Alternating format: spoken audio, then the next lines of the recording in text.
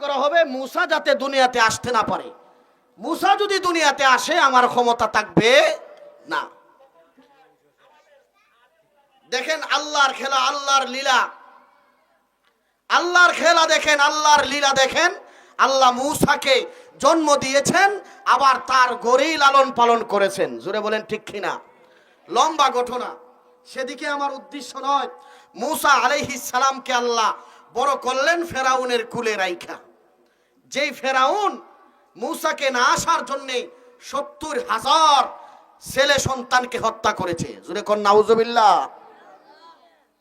শুধু মুসা যেন দুনিয়াতে না আসে, আল্লাহ মুসাকে দুনিয়াতে আনলেন। মুসা দুনিয়াতে আগমন করলেন। আগমন করার পরে আস্তে আস্তে বড় হলেন। হঠাৎ করে মুসা আলাইহিস সালাম একদিন ওই শহরের রাস্তা দিয়ে হাঁটতেছিলেন। দুইজন লোক ঝগড়ায় লাগছে, ঝগড়ায় লিপ্ত হয়েছে। ঝগড়ায় লিপ্ত হওয়ার পরে মুসাকে বলতেছে, ভাই দেখেন সে আমার সাথে অন্যায়ভাবে ঝগড়ায় লিপ্ত হয়েছে। মুসা আলাইহিস সালাম শাসন করার উদ্দেশ্যে ওই ছেলেটাকে একটা থাপ্পড় দিলেন। জোরে বলেন কি দিলেন? থাপ্পড় দেওয়ার সাথে সাথে ওই ছেলেটা কয়েকটা মাথা ঘুরান্তি দিল, চক্কর দিল। দেওয়ার সাথে সাথে কিছুক্ষণের মধ্যেই দুনিয়া থেকে বিদায় হয়ে গেল। আসলে কি মারার জন্য থাপ্পড় দিছেন নাকি শাসন করার জন্যে? শাসন করার জন্যে, মারার জন্য থাপ্পড় দেন নাই, শাসন করার জন্য থাপ্পড় দিয়েছিলেন। কিন্তু ওই ছেলেটা ঘটনাক্রমে দুনিয়া থেকে বিদায় হয়ে যায়। এই খবর যখন ফেরাউনের কাছে যায়, ফেরাউন এলার্ট জারি করে দিয়েছে, মুসাকে যেই জায়গায় পাওয়া হবে তাদেরকে ধরে নিয়ে আসতে হবে। যারা আল্লাহওয়ালা মানুষ, দিনদার মানুষ, তাদেরও অল্প স্বল্প কিছু বন্ধু বান্ধব থাকে। আর জুড়ে বলতে হবে থাকে কি থাকে না? তাকে একজন বন্ধু ঘনিষ্ঠ মানুষ মুসার কাছে খবর দিল, মুসা ফেরাউন তোমাকে বন্দি করে, তোমাকে কারাগারে বন্দি করা হবে। বন্দি করে তোমাকে নির্যাতনের স্টিমার রুল চালানো হবে। তুমি এই দেশ থেকে চলে যাও। মুসা আলাইহিস সালাম আল্লাহ তাআলার ফয়সালায় তিনি মিশর থেকে মাদায়েনে চলে গেলেন। জোরে বলেন কোন দেশে গেলেন? মাদায়েনে গেলেন। মাদায়েনে যাওয়ার পরে গিয়ে শুআয়ব আলাইহিস সালাম আরেকজন পয়গম্বর ছিলেন, ওই জায়গার মধ্যে মাদায়েনের মধ্যে বসবাস করতেন। সেই নবীর নাম হলো শুআয়ব আলাইহিস সালাম। সেই শুআয়ব আলাইহিস সালামের বড় মেয়েকে তিনি সেই জায়গায় বিবাহ করেন। এও অনেক লম্বা কথা। বিবাহ করার পরে মুসা আলাইহিস সালাম ওই জায়গায় প্রায় 10 বছর বসবাস করতেছিলেন। মুসার বয়স যখন 40 বছর পূর্ণ হলো, আল্লাহ মুসা আলাইহিস সালামকে নবুয়তি দান করলেন। সুবহানাল্লাহ বলেন। নবুয়তির বয়স কত? 40। নবুয়তির বয়স কত? 40 বছর বয়সে আল্লাহ তাআলা মুসা আলাইহিস সালামকে নবুয়তি দিলেন। ওনার যে শ্বশুর তিনিও নবী, কথা বুঝতে পারেন নাই? তিনিও নবী শুআয়ব আলাইহিস সালাম। তিনি দামানকে একটা উপহার দিলেন। উনার হাতে একটা লাঠি ছিল, সেই লাঠিটা মুসা আলাইহিস সালামকে দান করে দিলেন। সুবহানাল্লাহ বলেন। আর এই লাঠিটা হলো জান্নাতি লাঠি। জোরে বলেন কোথার লাঠি? জান্নাতি লাঠি। সেই লাঠির কথা আল্লাহ কুরআনে বলেছেন, ওয়ামা তিলকা বিয়ামিনিকা ইয়া মুসা ক্বালা হিয়া আসা আতাওয়াক্কাহু আলাইহা ওয়া আহুসসু বিহা আলা গনামি ওয়ালিয়া ফিহা মারিবু উখরা। আমার আল্লাহ মুসা পয়গম্বরকে জিজ্ঞাসা করলেন, ওরে মুসা তোমার ডান হাতে এটা কি? আল্লাহর পয়গম্বর মুসা মনে মনে ভাবলেন, বহুদিন যাবত আল্লাহর সঙ্গে কথাবার্তা হয় না, বন্ধ হয়ে আছে। আল্লাহ যখন জিজ্ঞাসা করেছে, মুসা তোমার ডান হাতে কি, এই উত্তরটা আমি সংক্ষেপ করে দিব না, লম্বা করে উত্তর দেওয়ার জন্য মুসা আলাইহিস সালামের কথা যেন আল্লাহর সাথে দীর্ঘ হয়। যার সাথে যার বাপ তার সাথে কথা বললেও লাভ। জোরে বলেন ঠিক কি না? আল্লাহর পয়গম্বর আশিক আর মাশুক, তিনি মনে মনে ভাবলেন লম্বা কথা বলার দরকার, এই জন্য আল্লাহ বললেন ডান হাতে কি। তিনি বললেই পারতেন কালা হিয়া আসায়, আমার হাতে এটা লাঠি। তিনি বলতে শুরু করলেন ওয়ামা তিলকা বিয়ামিনিকা ইয়া মূসা ক্বালা হিয়া আসায়া আতাওয়াক্কাউ আলাইহা ওয়া আহুশু বিহা আলা গনামি ওয়ালিয়া ফিহা মাআরিবু উখরা। জবাব দিলেন ও পয়গম্বর শুনে নাও। আল্লাহর পয়গম্বর মূসা বললেন আল্লাহ আমার হাতে লাঠি, এই লাঠির মধ্যে বর দিয়া আমি হাঁটি, এই লাঠি দিয়া আমি বকরি লালন পালন করি, বকরিকে বকরি খাওয়াই, বকরিকে ফাতা ফেরে খাওয়াই, ওয়ালিয়া ফিহা মাআরিবু উখরা, আরো অনেক কিছু করি, এটা হলো আমার একটা লাঠি। জোরে কোন সুবহানাল্লাহ। এত পরিচয় যখন দিলেন মূসা আলাইহিস সালাম, পরিচয় দেওয়ার পরে আল্লাহ তাআলা বুঝতে পারলেন তিনি আমার সাথে লম্বা কথা বলার জন্য তিনি কথাগুলা লম্বা করলেন। আমি এটা একটা লাঠি, বর দিয়ে হাঁটি, বকরিকে পাতা পায়রা খাওয়াই, আরো অনেক কিছু করি, এক কথা বললেই হতো, আশেক মাশুকের কারবার, সেজন্য তিনি লম্বা কথা বললেন। আল্লাহ তাআলা শুআইব আলাইহিস সালামের মাধ্যমে এই জান্নাতি লাঠিটা শ্বশুর তার জামাইকে দান করলো। সুবহানাল্লাহ বলেন। তাহলে বুঝতে পারলেন এটা জান্নাতি লাঠি। এই লাঠিটা পাওয়ার পরে আল্লাহ তাআলা মূসা নবীকে একটা আদেশ করলেন, ইযহাবু ইলা ফিরআউন ইন্নাহু তাগা। হে মূসা, মাদায়েন শহরে বসে থাকলে চলবে না, তোমার মিশন চালাইতে হবে মিশরের মধ্যে। মিশরের মানুষ গিলারকে, ফেরাউনের মতো জঘন্য ফেরাউনকে তোমার ইসলামের দাওয়াত দিতে হবে। যেই ফেরাউনের জন্য মিশর ছেড়ে তুমি মাদায়েন এসেছো, সেই ফেরাউনকে আবার মিশরে গিয়া কালিমার দাওয়াত পৌঁছাইয়া দিতে হবে। সুবহানাল্লাহ বলেন। মুসা আলাইহিস সালাম ভয় পাইয়া গেলেন। কেন ভয় পাইবেন না? তিনি তো মানুষ। যার ভয়ে আমি দেশ ছাইরে আসলাম তাকে নাকি আবার ইসলামের দাওয়াত দিতাম। সুবহানাল্লাহ বলবেন না? এবার মূসা বললেন আল্লাহ, তোমার কাছে আমার দরখাস্ত গো মাবুদ, আমি একা ফেরাউনের কাছে যাব না, আমার ভাই বড় ভাই হারুন, আমার বড় ভাইকে তুমি নবুয়তি দান করো। মূসা পয়গম্বরের কথা আল্লাহ কবুল করে নিয়া তার ভাই হারুনকে ও নবী বানাইয়া দিলেন।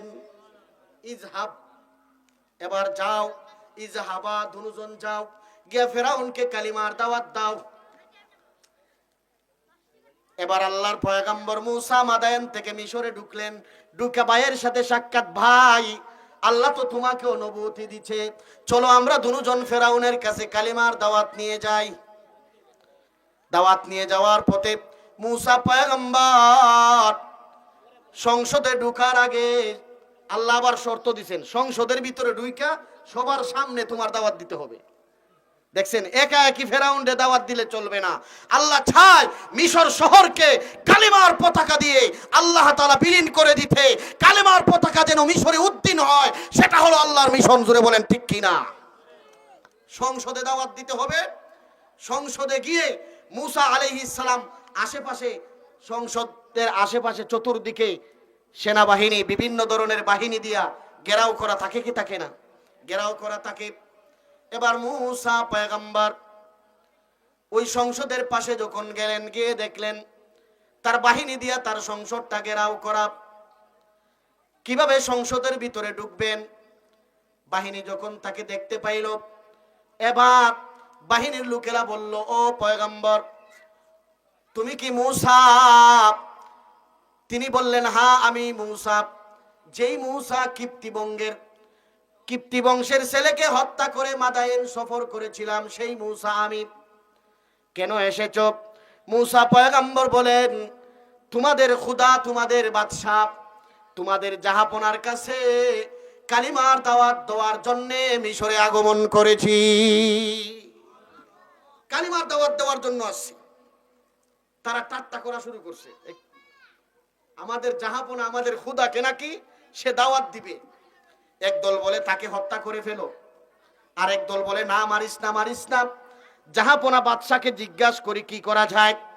ফেরাউনের কাছে যখন ভিতরে প্রবেশ করলো, ভিতরে গিয়ে ফেরাউনকে জিজ্ঞাসা করলো, ও জাহাপনা বাদশাহ, মূসা নাকি নবী হয়ে আগমন করেছে, আপনার সাথে কথা বলতে চায়, তাকে কি ঢোকার জন্য অনুমতি দিতে পারি? এমনিতেই ফেরাউন বলে তার হাতে কি আছে, তাদের হাতে কি আছে, দুই ভাই এসেছে আর কেউ সাথে নাই। সঙ্গীরা বলে তাদের সাথে আসে শুধুমাত্র একটা লাঠি। তারা মনে করেছে তাদের হাতে যেই লাঠি সেই লাঠি। এটা আসলে কোথাকার লাঠি? জান্নাতের লাঠি। জুড়ে বলেন কোথাকার লাঠি? জান্নাতের লাঠি। শুআয়ব নবী তার মেয়ের জামাইকে দান করেছেন। জুড়ে বলেন ঠিক কিনা? আমার ভাইরা, মূসা পয়গম্বরকে না মারার জন্য অর্ডার দিল, মূসাকে আমার কাছে নিয়ে আসো। ফেরাউনের কাছে যখন মূসাকে নিয়ে যাওয়া হলো, এবার মূসাকে দেখে ফেরাউন ঠাট্টা করা শুরু করলো, উপহাস করতে শুরু করলো। এই মূসার সাথে আবার কি যুদ্ধ হবে? মূসাকে মেরে ফেললে তো মেরে ফেলা যায়, মূসার সাথে এর আগে কিছু ঠাট্টা করা দরকার, উপহাস করা দরকার। মূসাকে বলতেছে, ও পয়গম্বর মূসা, আমি তো জানি পূর্বে অনেক নবী দুনিয়াতে এসেছে, তারা নবী হওয়ার আগে তাদের কাছে অনেক মুজেজা ছিল, তোমার কাছে মুজেজা কি আছে? কথা বুঝতে পারছেন প্রশ্ন? নবী অনেক পূর্বে এসেছে, তাদের কাছে অনেক মুজেজা ছিল, তুমি যে আমার কাছে দাওয়াত নিয়ে নবী হয়ে আসছো, তোমারে যে আমি নবী হিসাবে বিশ্বাস করব, কিভাবে বিশ্বাস করব? মুজেজা কি? হ্যাঁ, এবার মূসা পয়গম্বর মনে মনে আল্লাহর কাছে দোয়া করে, আল্লাহ তুমি আমাকে পাঠাইছো, তুমি আমার সম্মান রক্ষা করবে। আল্লাহ বললেন, ফালকা আসাহু ফাইদা হিয়া সুবানুম মুবিন। ও পয়গম্বর মূসা, তোমার হাতে যে লাঠিটা আছে রে, এটা সাধারণ কোনো লাঠি না, সেই লাঠিটা জমিনে ছেড়ে দাও। ফালকা আসাহু ফাইদা হিয়া সুবানুম মুবিন। এটা ছাড়ার সাথে সাথে বিশাল বড় একটা অজগর সাপ হয়ে গেছে। অজগর সাপ লাঠি ছাড়ার সাথে সাথে, একটা লাঠি আছে আমার কাছে, ছাইরা দিলাম, এটা অজগর সাপ হয়ে গেছে। আশেপাশে যারা আছে ভয় পাইবে কি পাবে না? আরো জোরে বলেন, পাবে কি পাবে না? মূসা আলাইহিস সালাম ছাড়ার সাথে সাথে ফেরাউন ভয় পাইয়া গেছে, কি রে, এত বড় সাপ তো আমি জীবনে দেখি নাই। আমি তো অনেক আমার দেশের অর্থ দিয়া অনেক জাদুঘর লালন পালন করি, সেই জাদুঘররা কোনোদিন আমাকে এত বড় সাপ দেখাইতে পারে নাই। মূসার হাতে এত বড় সাপ হয়ে গেল, বুঝতে পারলাম না মূসা এটাকে কি দেখাইতে চায়। এমনিতে ফেরাউনের দিকে যখন সাপটা করছে, ফেরাউনের দিকে রওনা দিছে, এমনিতে ফেরাউন বলে, তোমার কালিমা মানবো, তোমার কথা মানবো, সাপ থামাও। সুবহানাল্লাহ বলবেন না? সাপটারে থামাও, মইরা গেলে তো আর কালিমা মানতে পারবো না, আমারে বাঁচাও, তারপরে কালিমা মানবো। মূসা আলাইহিস সালাম তো জানে না এটা আবার কি করবে। মূসা আলাইহিস সালাম আল্লাহর কাছে বলল, আল্লাহ এটা এখন কি করে যায়? আল্লাহ বললেন, লা তাখাফ, ভয় করো না, ভয় করো না, এটাকে তুমি আবার লাঠির মতো হাত দাও, দেখবা আবার তোমার সাপ লাঠি হয়ে যাবে। সুবহানাল্লাহ বলেন, আরো জোরে বলতে হবে সুবহানাল্লাহ। মূসা পয়গম্বর ধরার সাথে সাথে আবার লাঠি হয়ে গেছে। এখানে আবার কিছু ঘটনা ঘটছে। ওই মন্ত্রিসভার ভিতরে এই সাপের আলামত দেখে 4 জন মন্ত্রী ইসলাম গ্রহণ করেছে। সুবহানাল্লাহ বলেন। সাপের সাফা খাইয়া 4 জন মরছে। সাপ ছোট না বড়? 4 জন মরছে, 4 জন ঈমান আনছে। আরো যারা তার সঙ্গপাঙ্গ ছিল, হাসিনার সঙ্গপাঙ্গ, অসৎ বুদ্ধিদাতা তার আশেপাশে ছিল কি ছিল না? তারা বলতেছে আফামনি, খালামনি, ভয় পাইবেন না, আমাদের কাছেও জাদু আছে, আমরা তার সাথে যুদ্ধ করব। এবার বলতেছে মুসা নবী বলে আর কি দেখাইতে হবে? কয় আমারে মাইরো না, আমারে না মাইরা আরেকটা দেখাও। এবার আল্লাহ তাআলা হুকুম দিলেন ফাইযা হিয়া বাইদাউ লিন-নাজিরিন। ও পয়গম্বর মুসা, তোমার ডান হাতটাকে বাম হাতের বগলের চিপায় ঢুকাও, ডান হাতটাকে বাম হাতের বগলের চিপায় ঢুকাইয়া ফেরাউনের দিকে মারো। ফার্স্ট ব্যাটারির লাইট নয়, এইরকম লাইট ফেরাউন কোনোদিন দেখে নাই। এত পাওয়ারফুল একটা লাইট আল্লাহ মুসা নবীর হাতকে বানাইয়া দিছে। লাইট মারছে, চোখ অন্ধ হয়ে গেছে। এবার বলতেছে আয় রে হায়, আমার চোখ দুদি অন্ধ করে ফেলো, আমি কিভাবে ঈমান আনবো? তাড়াতাড়ি তোমার লাইট নিভাও। তিনি তো নিভাইতেও জানে না, আমরা তো নিভানোর সিস্টেম জানি। সিস্টেম হলো সুইচের সিস্টেম, নিচের দিকে দিলে জ্বলে, উপরের দিকে দিলে বন্ধ হয়। আল্লাহ বললেন তুমি সেটা জ্বালাইছো তোমার বগলের সিফাই দিয়া, আবার বগলের সিফাই নিয়া আবার একটা চাপ দাও, চাপ দেওয়ার সাথে সাথে তোমার লাইট আবার নিভে যাবে। জোরে কোন সুবহানাল্লাহ। মুসা পয়গম্বর তাই করলেন, নিভে গেল। এবার অসৎ সঙ্গ পাঙ্গ যারা আছে বলতেছে কয় আমাদের কাছেও জাদু আছে। চিন্তা করবেন না, একটা দিন ধার্য করেন, যেই দিনে মুসা পয়গম্বরের সাথে লড়াই হবে, যুদ্ধ হবে, সেই দিন মুসাকে আমরা পরাজয় করব। মুসা বলেন ঠিক আছে। তারা কুরআন সূরা তাহা, লম্বা আলোচনা, অনেক সময় লাগবে, এই জন্য আমি সব কোরআনের আয়াতও পড়তেছি না, সহজভাবে বুঝাইতেছি। আল্লাহ পাক রব্বুল আলামিন মুসা আলাইহিস সালামকে জানায়া দিলেন, তারা যেই দিন মনে হয় সেই দিন ধার্য করো, কোনো সমস্যা নাই। তারা ঈদের দিন, আনন্দের দিন, উৎসবের দিন, যেই দিন সমস্ত অফিস আদালত বন্ধ থাকে, সেই দিন ঘোষণা করলো মুসার সাথে লড়াই হবে অমুক ময়দানে, অমুক মাঠের ভিতরে। সবাই সেই মাঠের ভিতরে চলে যায়। মুসা পয়গম্বর আর তার ভাই সঙ্গী সাথে হারুন, আর কেউ নাই। জোরে বলেন ঠিক কিনা? এই দুইজন মাঠের মধ্যে উপস্থিত হয়ে যায়। তাদের জাদু কি? তাদের জাদু হলো চিকন চিকন রশি ছাইরা দিলে সাফ হয়ে যায়, চিকন চিকন লাঠি ছাইরা দিলে সাফ হয়ে যায়। জাদুবিদ্যা, জাদুবিদ্যা। 12,000 জাদুঘর, কয় হাজার? 300 উট বুঝাই করে জাদু নিয়ে গেছে, মাঠের ময়দানে উপস্থিত করছে। 300 উট বুঝাই করে তারা জাদুবিদ্যা ওই মাঠে উপস্থিত করেছে। 12,000 জাদুঘর উপস্থিত। এবার মুসার সাথে কেউ নাই, আছে একমাত্র কে?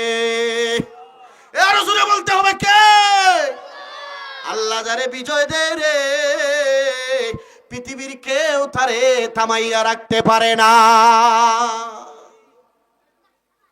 আমার পয়গম্বর মুসা আলাইহিস সালাতু ওয়াস সালাম তার ভাইকে নিয়ে মাঠের এক কর্নারের মধ্যে নিরিবিলি দাঁড়ায়া থাকছি, অবস্থান করতেছে।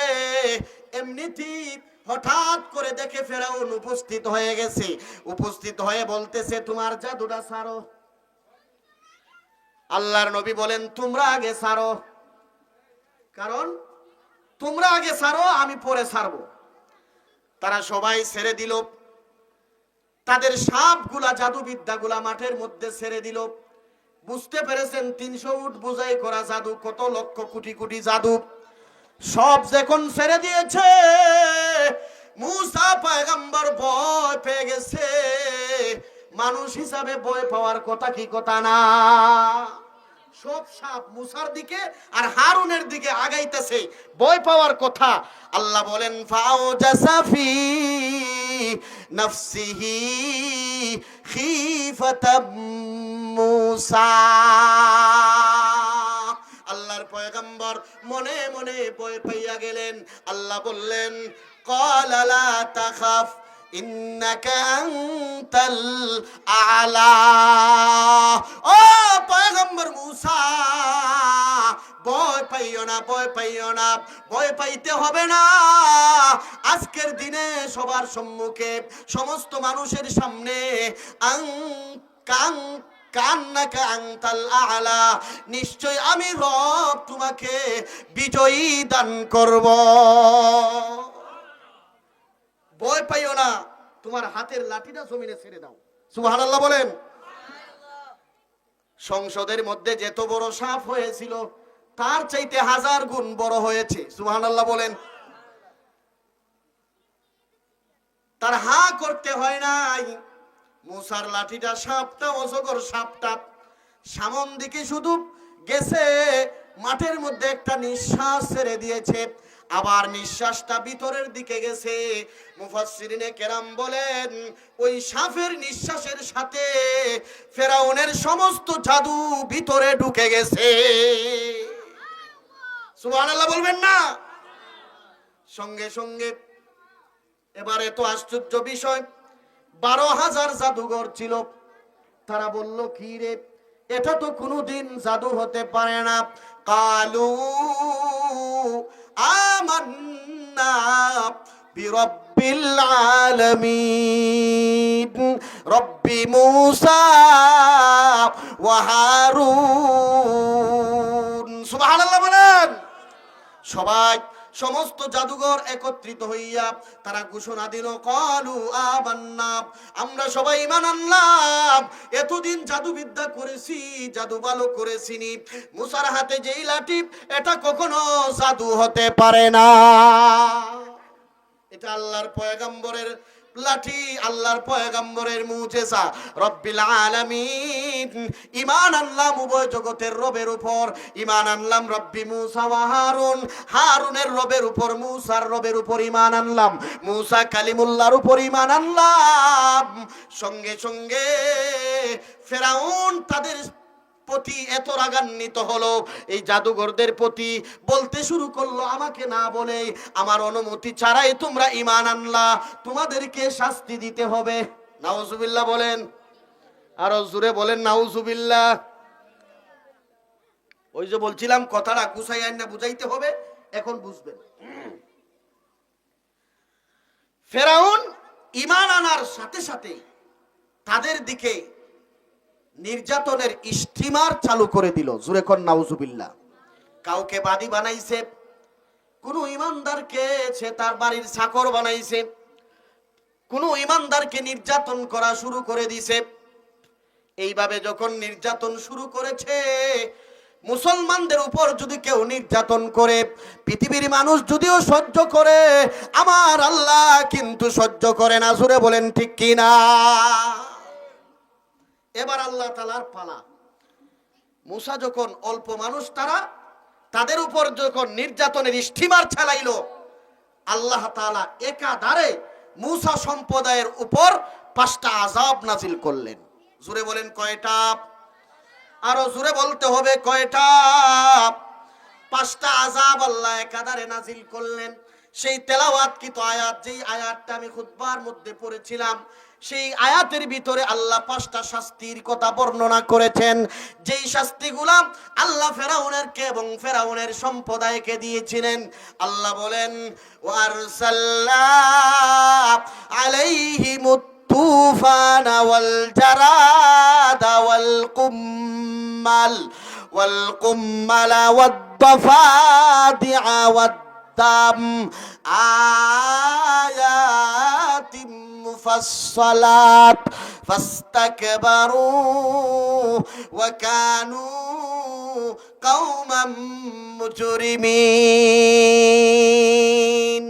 আমার আল্লাহ বলেন, ফেরাউনের উপর যখন ফেরাউন মুসলমানদের উপর, ইমানদারদের উপর, মুসা পয়গম্বরের উপর, হারুন পয়গম্বরের উপর, তার কিছু সঙ্গী সাথীদের উপর নির্যাতন করা শুরু করলো, আমার আল্লাহ সেটা সহ্য করলেন না।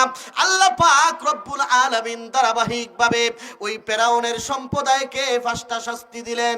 নাম্বার 1, ওয়ারসালনা আলাইহিমুত তুফান। প্রথম নাম্বার শাস্তি হলো তুফান। তুফান শব্দের ব্যাখ্যা হলো বন্যা। তুফান শব্দের ব্যাখ্যা হলো সাধারণ বৃষ্টি বাদলের মধ্যে যেই তুফান, সেই তুফানও হতে পারে অথবা বন্যা হতে পারে। আল্লাহ তাআলা ফেরাউনের গোষ্ঠীর উপর বন্যা নাজিল করলেন। সুবহানাল্লাহ বলেন। বন্যা দিলেন। সেই বন্যার ধরন কেমন? ধরন জানতে হবে।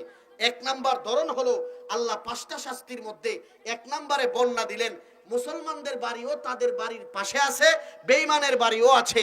মুসলমানদের ক্ষেতের সাথে বেঈমানের ক্ষেতও আছে, আবার মুসলমানদের ক্ষেতের সাথে নাফরমানদের ক্ষেতও আছে, বেঈমানদের ক্ষেতও আছে। মুসলমানদের ক্ষেতের কোনো ক্ষতি হয় নাই, বেঈমানদের ক্ষেতের অস্তিত্ব নাই। সুবহানাল্লাহ বলবেন না? মুসলমানদের বাড়ির কোনো ক্ষতি হয় নাই, বন্যা তাদের বাড়িতে উঠে নাই, কিন্তু ফেরাউনের বাসায় বন্যা, ফেরাউনের ঘরে বন্যা, তার সম্প্রদায়ের ঘরে বন্যা। আল্লাহর কুদরত দেখেন, আল্লাহ চাইলে পারে কি পারে না? তার ঘরে বন্যা, সেই জায়গায় শুইতে যাইবে, শুইতে যাওয়ার জায়গায় বন্যা, সব জায়গায় বন্যা আর বন্যা। তার ফসল নষ্ট হয়ে গেছে, খাবার নষ্ট হয়ে গেছে, আরামসে থাকতে পারে না, খাইতে পারে না। মুসলমানদের সম্পদের কোনো ক্ষতি হয় নাই। এমনিতেই ফেরাউন সম্প্রদায় যখন এই শাস্তিতে 1 মাস পর্যন্ত ভুগতে ছিল, এমনিতেই মূসা পয়গম্বরের কাছে গিয়া বলে, ও মূসা, তোমার খোদার কাছে একটু বলো, আমরা যাতে করে শান্তিতে বসবাস করতে পারি, এই আযাবটা যেন উঠায়া নিয়ে যায়। মূসা বলেন, কেন নিয়ে যাবে? তুমি কি করবা? কই, তোমার খোদা যদি আযাবটা উঠায়া নিয়ে যায়, তাহলে তোমার উপর আমরা সবাই বলে ঈমান আনবো। মূসা নবীর টার্গেট হলো ফেরাউন যদি ঈমান আনে, ফেরাউনের সম্প্রদায় যদি ঈমান আনে, এটাই হলো তার মূল টার্গেট, আর কোন উদ্দেশ্য না। এমনিতে আল্লাহর পয়গম্বর মূসা আলাইহিস সালাম আল্লাহর কাছে দোয়া করা শুরু করে দিলেন, ওগো আল্লাহ, তুমি ফেরাউনের এবং ফেরাউনের গোষ্ঠীর উপর যেই তুফান নামক, বন্যা নামক আযাব নাজিল করেছো, ওই বন্যা নামক আযাব তুমি সরাইয়া নিয়ে যাও। বলেন তো দেখি, মূসা পয়গম্বরের দোয়া আল্লাহ কবুল করবে কি করবে না? করবে, করবে। সঙ্গে সঙ্গে আল্লাহ মূসা পয়গম্বরের দোয়া কবুল করে বন্যার পানি সব শুকাইয়া দিলেন। এবার ফেরাউন বলতেছে, তার কওমের, তার এলাকার গোষ্ঠী সবাইকে বলতেছে, দেখো এটা হলো আমার পাওয়ার। নাউজুবিল্লাহ বলবেন না? আরে আমাদের দেশে যখন করোনা আসছে, তারা বলে না আমরা করোনার মোকাবেলা করেছি? আরে বলছি কি বলে নাই? মোকাবেলা করেছি, হেডাম দেখাইছে। কিন্তু যারা মরার মরছে, বাঁচতে পারছে? সেও সেই দিন ওই ফেরাউনের কথাই তারা বলেছিল, আল্লাহর উপর ভরসা করে কথা বলে না। সে বলেছিল, দেখো মূসার আল্লাহ গজব দিয়েছিল, সেই গজব আমার ক্ষমতায় আমি সরাইয়া নিছি। নাউজুবিল্লাহ বলবেন না? আবার যখন মূসা সম্প্রদায়ের উপর নির্যাতন করা শুরু করলো, ঈমান আনবো কিসের? ঈমানের কথা ভুইলা গেছে, আযাব গেছে গা, ঈমানের কথা ভুইলা গেছে গা। মূসা নবীর উপর নির্যাতন, তার সঙ্গী সাথী ইমানদারদের উপর নির্যাতন শুরু করে দেয়। এমনিতে রব্বুল আলামিন 1 মাস পরবর্তীতে আরেকটা আযাব নাজিল করেন। এই জন্য বলেছিলাম, আল্লাহ যাকে ধরে তাকে কখনো ছাড়ে না। আল্লাহ পরিপূর্ণ শাস্তি দেয়, শাস্তি দিয়েই কিন্তু তাদেরকে দুনিয়া থেকে বিদায় করে দেয়। ফেরাউন যখন তাদের উপর আবার নির্যাতনের স্টিমার চালাইল, নির্যাতন শুরু করে দিল, এমনিতে আল্লাহ পাক 2 নাম্বার আরেকটা আযাব নাজিল করলেন। ওয়ারসালনা আলাইহিমুত তুফানা ওয়াল জারাদা ওয়াল কুম্মাল। 2 নাম্বার শাস্তির নাম হলো জারাদ। জারাদ শব্দের অর্থ এক ধরনের পাখি, টিড্ডি। সেই টিড্ডি নামক পাখি আল্লাহ আযাব স্বরূপ প্রেরণ করলেন। ফেরাউনের খাটের মধ্যে টিড্ডি, ফেরাউনের কাঠের যেই সমস্ত জিনিস সামিয়ানা আছে, ওইগুলার মধ্যে টিড্ডি, ওই সবগুলা উঠাইয়া উঠাইয়া নষ্ট করে ফেলতেছে। তার ফসলের খামারের মধ্যে, ফসলের ক্ষেতে টিড্ডি সব ফসল ধ্বংস করে দিতেছে, নষ্ট করে দিতেছে। কারণ আযাব তো আল্লাহর, জোরে বলেন ঠিক কিনা? এই টিড্ডি নামক আযাব, 2 নাম্বার আযাব যখন আল্লাহ দিলেন, ফেরাউন অস্থির হয়ে গেছে। 1 মাস পরে আবার মূসা পয়গম্বরের কাছে দৌড়ায়, ওরে মূসা, এবার সত্যি সত্যি আসছি রে মূসা, বুঝতে পেরেছি ইমানদারদের ক্ষেতের মধ্যে, ফসলের মধ্যে, বাড়ির মধ্যে কোনো ক্ষতি হয় না, কিন্তু আমার এবং আমার সঙ্গী সাথীদের বাড়ির ক্ষতির কোনো অভাব নাই, শান্তিতে ঘুমাইতে পারি না। একবার বন্যা আর একবার টিড্ডি নামক গজব। তোমার রবের কাছে আমার জন্য একটু দোয়া করো, এই টিড্ডি নামক গজব যেন তারা দুনিয়া থেকে উঠায় নিয়ে যায়। তোমার রবের কাছে দোয়া করো, বিনিময়ে ঈমান আনবো। আল্লাহর পয়গম্বর ঈমানের কথা শুনে আবার আল্লাহর কাছে দোয়া করলেন, ওগো আল্লাহ, ফেরাউন এবং ফেরাউনের সম্প্রদায়ের উপর যে আযাব, যে গজব তুমি নাজিল করেছো, এগুলা আল্লাহ তুমি সরায়া নিয়ে যাও, আযাব যেন বন্ধ হয়ে যায়। আল্লাহর কাছে দোয়া করলো। এমনিতে আল্লাহ পাক মুসা পয়গম্বরের দোয়া কবুল করে টিড্ডি নামক আযাবটা আল্লাহ দূর করে দিলেন। এবার ঈমান আনার কথা যখন মুসা নবী বলে ঈমান আনবো কিসের? বাস্তবে ঈমান আনার জন্য তো বলি নাই, এটা তো আমার ক্ষমতা বলে আমি তাদেরকে তাড়ায়া দিয়েছি। তোমার খোদায় তাড়ায় নাই, আগের কথাই আবার তারা বলে, গুইরা গাইরা আগের কথাই বলে। এই জন্য আমার ভাইয়েরা, আল্লাহ পাক 2 নাম্বার শাস্তিটা দিলেন।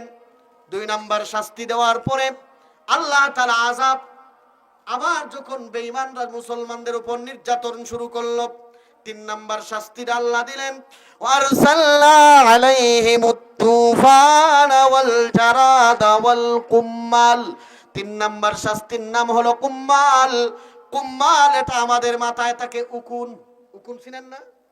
উকুন, সেই উকুন আমাদের মাথার মধ্যে থাকে, মাথার মধ্যে বসবাস করে।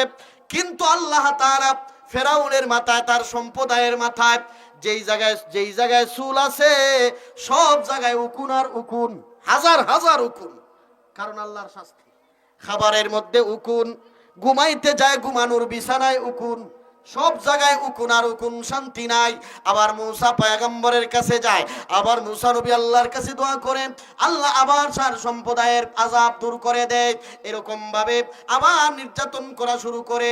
মুসলমানদের উপর যখন 3 নাম্বার 4 নাম্বার বার নির্যাতন করে, আল্লাহর একটা শাস্তি নাজিল করে, আলাইহিমুত তুফান ওয়াল জারাদা ওয়াল কুম্মাল ওয়াদ দাফাদিআ ওয়াদ দাম। 4 নাম্বার শাস্তি হলো ব্যাঙের শাস্তি। আল্লাহ পাক এত ব্যাঙ দিয়ে দিলেন, ব্যাঙ দিয়া তার বিছানায় ব্যাঙ, খাবারে ব্যাঙ, যেই জায়গায় যায় সেই জায়গায় ব্যাঙ, পানির পাত্রে ব্যাঙ। ব্যাঙের কারণে শান্তি নাই, ঘুমাইতে পারে না, সব জায়গায় ব্যাঙ আর ব্যাঙ। ব্যাঙ দিয়ে আল্লাহ তাকে 4 নাম্বার শাস্তি দিলেন। 5 নাম্বার যখন আবার তার ওয়াদা লঙ্ঘন করে মুসা পয়গম্বরের উপর নির্যাতন করা শুরু করে, তার সম্প্রদায়ের উপর নির্যাতন শুরু করে, 5 নাম্বার যেই শাস্তিটা আল্লাহ দেন সেটা হলো ওয়াদ্দাম, সেটা হলো রক্ত। পানির গ্লাসে পানি নেই, রক্ত হয়ে যায়। ঘুমাইতে যায়, ঘুমানোর বিছানা রক্ত হয়ে যায়। আর মাটির মধ্যে হাঁটতে যায়, তরকারি ফাঁক করে রক্ত হয়ে যায়। সব রক্ত আর রক্ত, কোনো কিছু আর টাটকা থাকে না। আল্লাহর 5 নাম্বার শাস্তিটা যখন শেষ হয়ে যায়, এবার ফেরাউন সবাই মিলে মুসা নবীকে দুনিয়া থেকে বিদায় করে দেওয়ার জন্যে, লম্বা ঘটনা, মিশর থেকে তাড়া করে আল্লাহ তাআলা এত সুযোগ দেওয়ার পরেও সে মানতে রাজি না। এই জন্য আমার আল্লাহ লোহিত সাগরে ডুবাইয়া ফেরাউনকে মারছে। জুড়ে বলেন ঠিক কিনা? যারা মুসলমানের উপর, ইসলামের উপর, কোরআনের উপর, মাদ্রাসার উপর নির্যাতন করবে, আকাচুকে বাঁকাচুকে তাকাবে, আল্লাহ সুযোগ দিবে কিন্তু ছাড়বে না। জুড়ে বলেন ঠিক কিনা? ফেরাউনের মতো শক্ত হাতে ধরবে। যেমন স্বৈরাচার সরকারকে আল্লাহ সুযোগ দিয়েছে কিন্তু সুযোগ গ্রহণ করে নাই, আল্লাহ শক্ত হাতে ধরে দেশ থেকে তাড়াইয়া দিতে বাধ্য হয়েছে। জোরে বলেন ঠিক কিনা? আল্লাহ তাআলা আমাদের সবাইকে আল্লাহর প্রতি পরিপূর্ণ ঈমান, ইয়াকিন, তাওয়াক্কুল, বিশ্বাস রাখার জীবন যাপন করার তৌফিক দান করেন। সবাই বলেন আমিন। নাসরুম মিনাল্লাহি ওয়া ফাতহুন কারীব ওয়া বাশশিরিল মুমিনিন। আসসালামু আলাইকুম ওয়া রাহমাতুল্লাহ।